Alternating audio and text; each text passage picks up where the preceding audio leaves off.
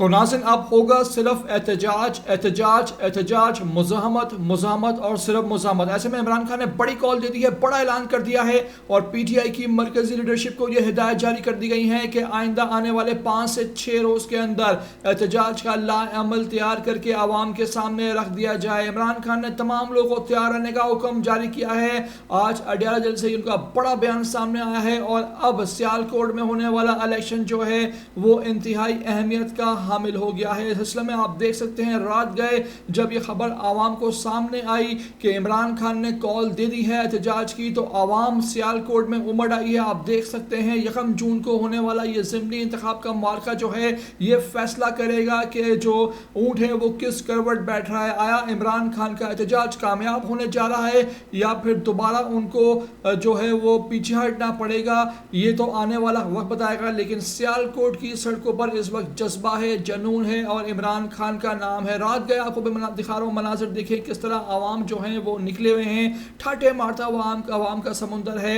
और ये इस बात की कभी दलील है कि इमरान खान जो है वो इलेक्शन से पहले इलेक्शन जीत गया है और सियालकोट में इस तरह का आवाम का निकलना इस बात को साबित करता है कि पीटीआई 1 जून को होने वाला ज़िमनी इंतखाब बासानी यहाँ से जीत सकती है। ऐसे में उमरदार जो उस्मानदार के भाई हैं उन्होंने एक इंतहाई नाकाबिले यकीन बयान भी दे दिया है। क्या बयान दागा है उन्होंने और इस अहम मौके पर वो क्या बात करते पाए जा रहे हैं। साथ साथ ये जो एहतजाज है वहाँ आवाम किस तरह निकली हुई है, तमाम तरह मनाजिर उनकी गुफ्तगू आखिर में आपको सुनवाने जा रहा हूँ। आपसे रिक्वेस्ट है कि वीडियो को आखिर तक देख लेना। नए आते हो चैनल पर तो लाजमी इसको आप सब्सक्राइब करो, लाइक करो, शेयर करो और कमेंट करके मुझे अपनी कीमती राय से लाजमी आगाह भी किया करो।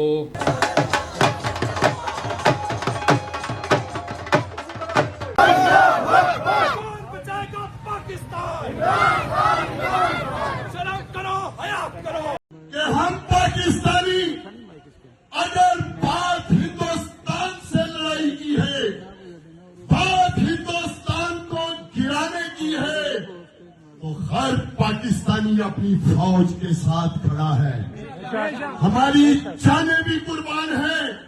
लेकिन मैं ये बता दूं कि अगर बात इमरान खान से लड़ाई की है, बात इमरान खान को गिराने की है, तो फिर पूरी कौम इमरान खान के साथ खड़ी है।